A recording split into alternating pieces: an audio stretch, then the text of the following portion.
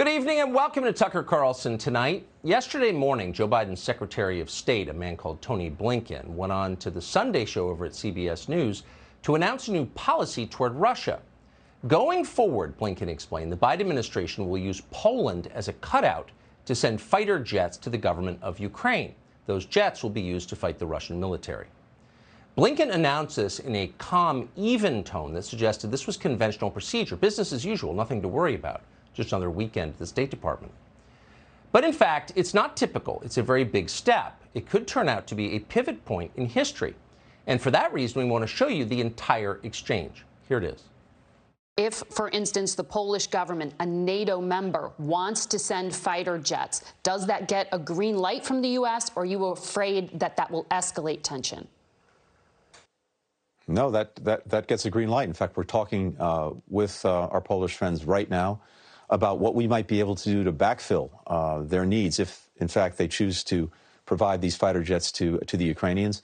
What could we do? How can we help to make sure that they get something to backfill the planes that they're handing over to the Ukrainians?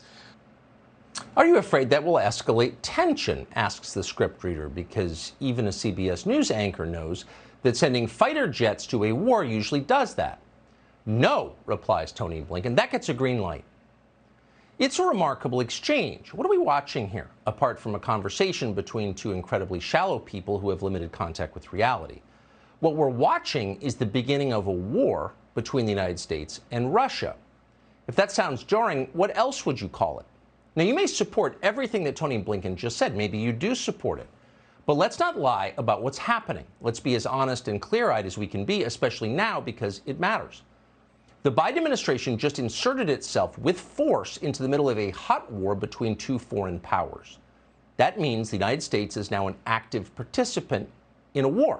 We are at war with Russia. Whether or not that war has been officially declared, whether or not Congress has authorized that war, all of that is irrelevant.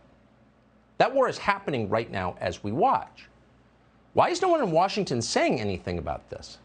Because they support it. They always have. Almost 5 years ago, way back in 2017, Congressman Eric Swalwell of California came on this show for another Russiagate debate, one of many. He came to let us know how Vladimir Putin had gotten Donald Trump elected president. It was all as stupid as you remember it, until the end of the interview, when Swalwell said something odd and interesting. Swalwell explained that because Putin had installed Donald Trump secretly in the White House, the United States should now, quote, do everything we can to expand NATO's role. In other words, we should let Ukraine join NATO. That's odd.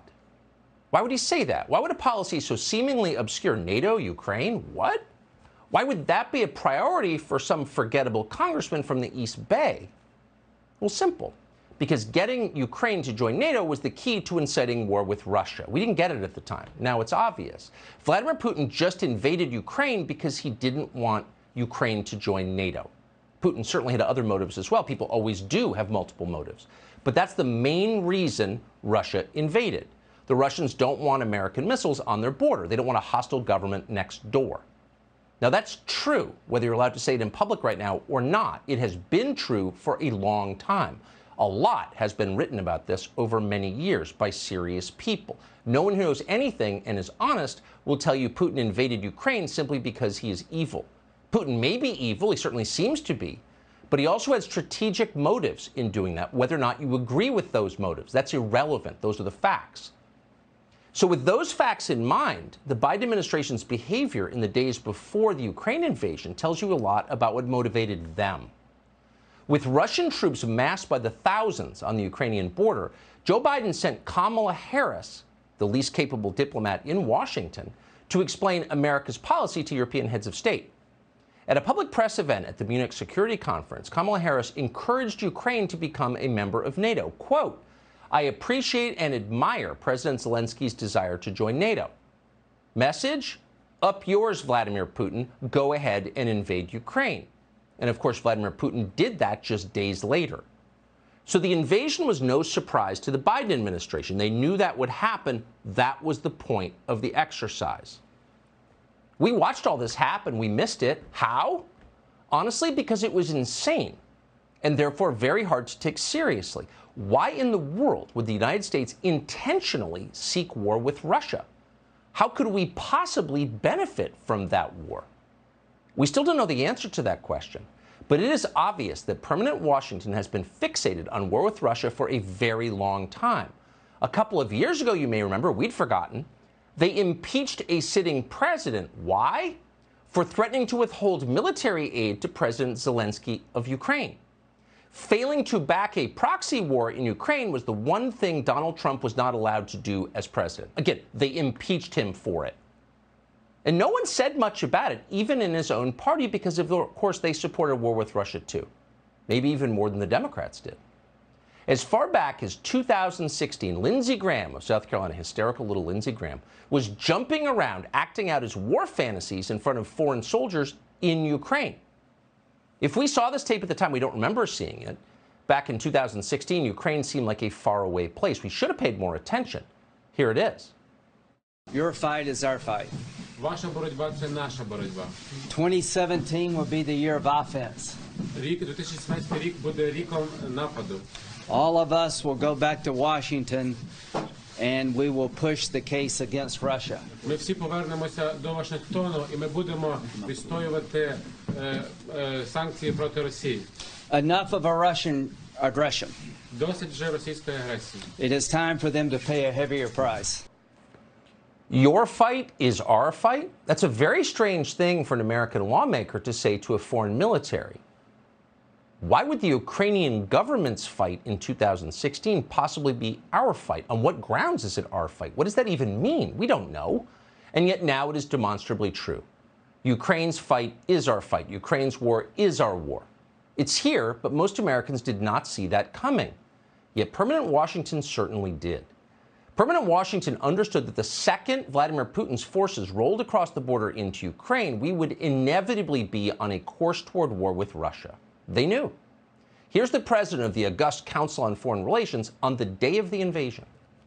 We need now a response of necessity to his war of choice.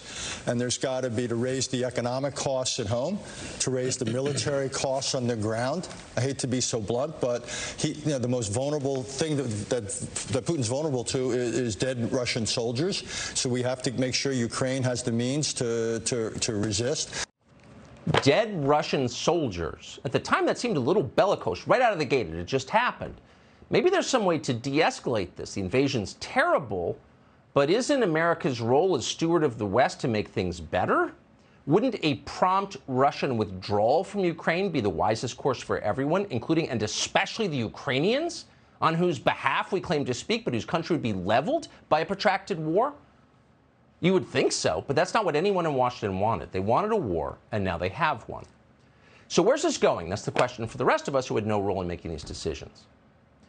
Well, it's worrisome. You should keep in mind that the U.S. government is currently run by the same people who planned the Afghanistan withdrawal, the ones who tanked the U.S. dollar, the people who run Baltimore, the ones who tried to send crack pipes to junkies. These are people with a long history of destroying things and no history at all of building anything. So a lot could go wrong.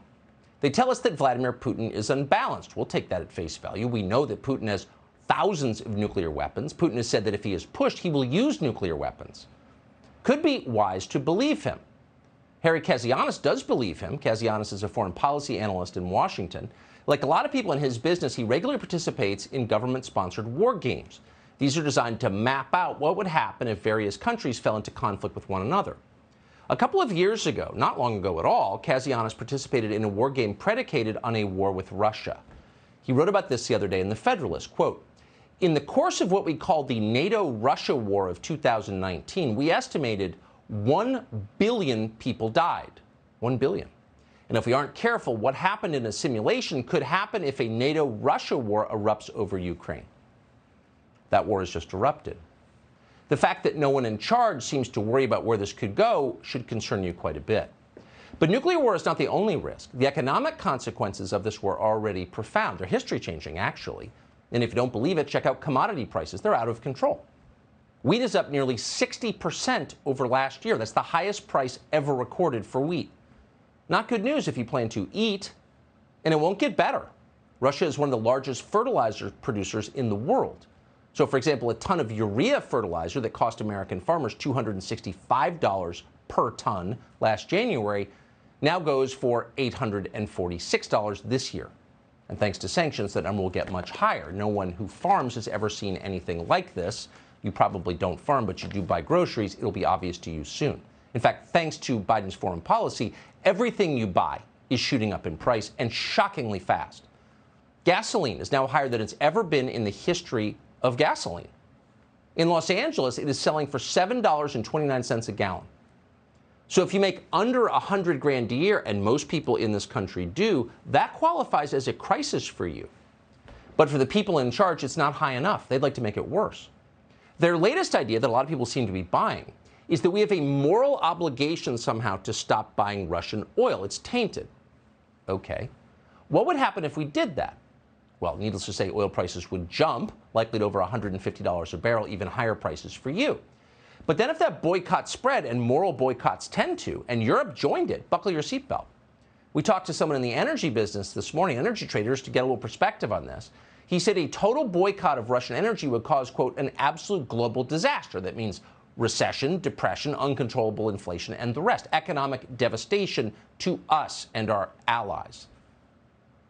And at that point, in fact, we're already there, we'd be forced to make up the difference by getting more oil from other countries because we need the energy.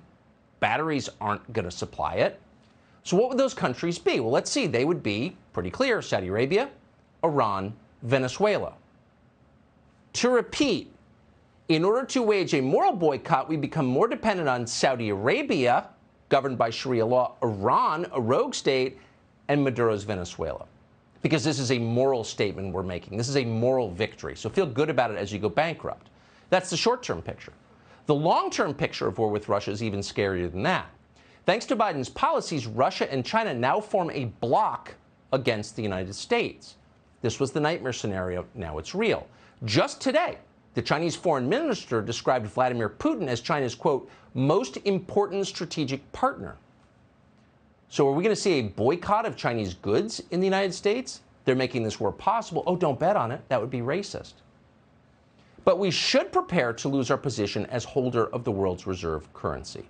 That is happening in slow motion. It's unmistakable. Now, the Biden people seem to have no idea this is going on, or maybe they want it to happen. Joe Biden was up there at the State of the Union bragging about how he took 30 points off the Russian ruble in a single day. Hooray, good for us. But once we stop celebrating our win, the destruction of the Russian economy, they deserve it. You got to wonder, is there a downside to this? Could it be a Pyrrhic victory? Let's see. These policies have driven Russia, China, India, Turkey, and other countries to accelerate their flight from the U.S. dollar. Now, to be clear, that's the majority of the global economy. This may be the most reckless and destructive thing any American president has ever done to the United States. If the war in Ukraine ended tomorrow, we would live with the consequences of that loss of the U.S. dollar as the world's reserve currency for the rest of our lives. No one in Washington is even acknowledging this is happening. They're looking for more moral victories to win. And the companies love it. The woke companies, Apple, MasterCard, lots of other American companies, are taking victory laps for their role in punishing Russia. Great. Punish Russia. We're not against that. But you've got to wonder. You've just seen a handful of woke corporations crash a country and impoverish its citizens indiscriminately. Now, that country is Russia, so most of us aren't even thinking about the precedent it sets. We're fine with it. It's Russia, who cares? But is it possible these same techniques might be used someday against some place or somebody that you care about? What if one morning you woke up and they decided that you're Vladimir Putin and you must be erased? Could that happen? Don't think about it. You're probably not able to think about it clearly right now, even if you tried. Why? Because there's a moral panic in progress. For the record, this is the third moral panic we have had in the United States of America in less than 2 years. You don't want to live in a country in which moral panics break out regularly, by the way. Moral panics diminish the people engaged in them and hurt the people who don't.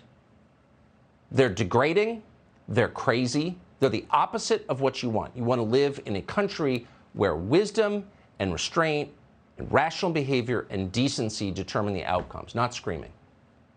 But we live in a country of moral panics. The first one began in May of 2020 with the death of George Floyd in Minneapolis. That changed America completely. The second moral panic was COVID. You've lived through that. So for nearly 2 years, the shouting has not ended. Hysteria is now the official language of public discourse in the United States. That's not good for anyone except those benefiting from it. Who is benefiting? Anyone who lies for a living.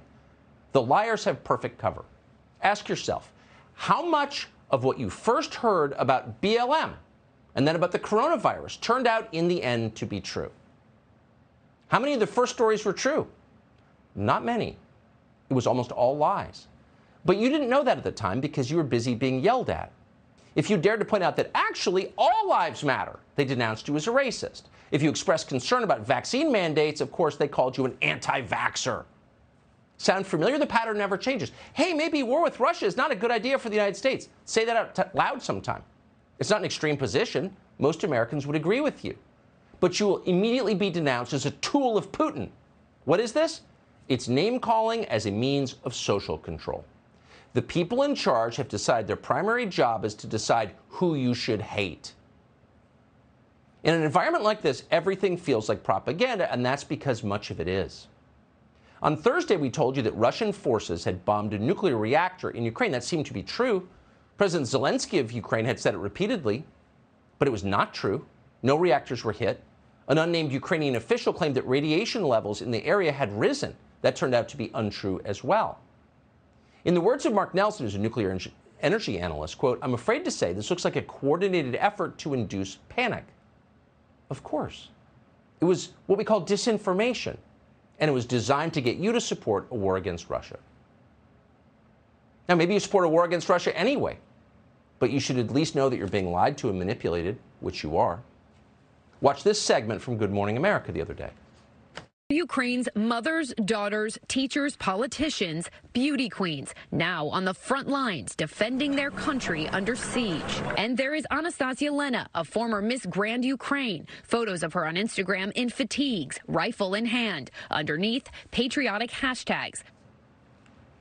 Miss Ukraine with a rifle, defending her homeland. Is there anything more inspiring than that? It'd be more inspiring if it was real. It wasn't. It was fake. Miss Ukraine was not defending her homeland. That wasn't a rifle. It was an airsoft gun. So the whole thing was not a news story, though you read it as such. It was a propaganda shoot. It was meant to deceive you. It was meant to make you want war with Russia, sympathize with one side over the other. It works. That's why they do it. It's why the tech companies have censored so many news sites recently, including from Russia, but not exclusively from Russia. Now, we're supposed to think this is a victory over Putin or something. But a victory for what? Less information? Fewer perspectives? If getting to the truth was the point of the exercise, we as American citizens would be able to read whatever we wanted to read. That was the rule for centuries in this country.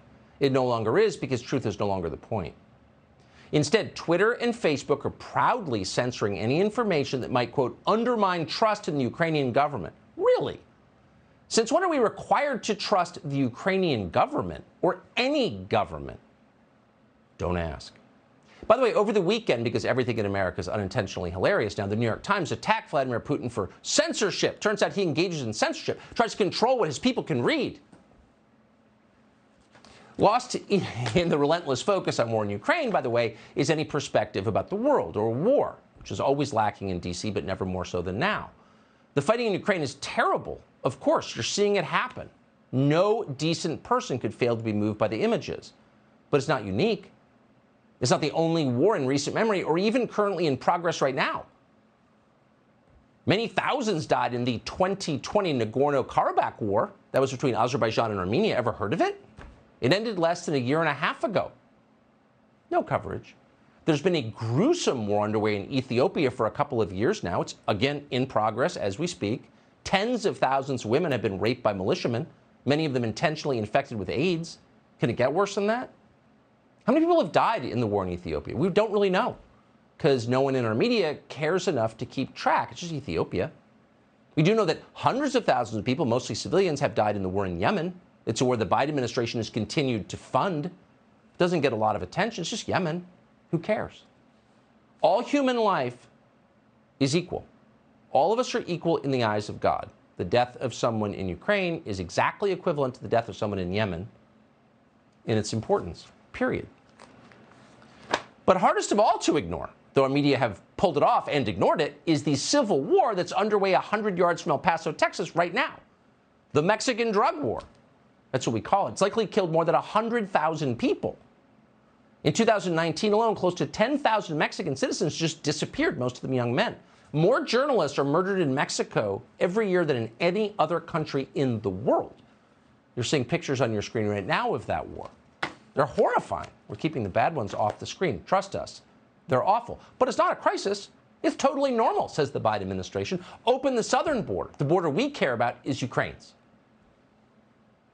Now, Republicans in Washington, to their eternal shame, have no problem with any of this. In fact, many of them are more for war with Russia than Joe Biden seems to be. That is a disgrace. It will hurt them in the midterms. It will hurt them on some deeper level because it does not serve the interests of this country. A war fought on behalf of democracy that ignores the will of the country fighting it. At some point soon, we'll explain exactly what's going on here. We're out of time for tonight, but it's enough to know Republicans are not representing their voters when they move to a position that's way more warlike than Joe Biden's, when they embrace the lunacy that could really hurt this country. They're not representing people like Bryce Mitchell. Bryce Mitchell seems like a Republican voter. He's a 27-year-old mixed martial arts fighter. He's a cattle farmer from Cabot, Arkansas.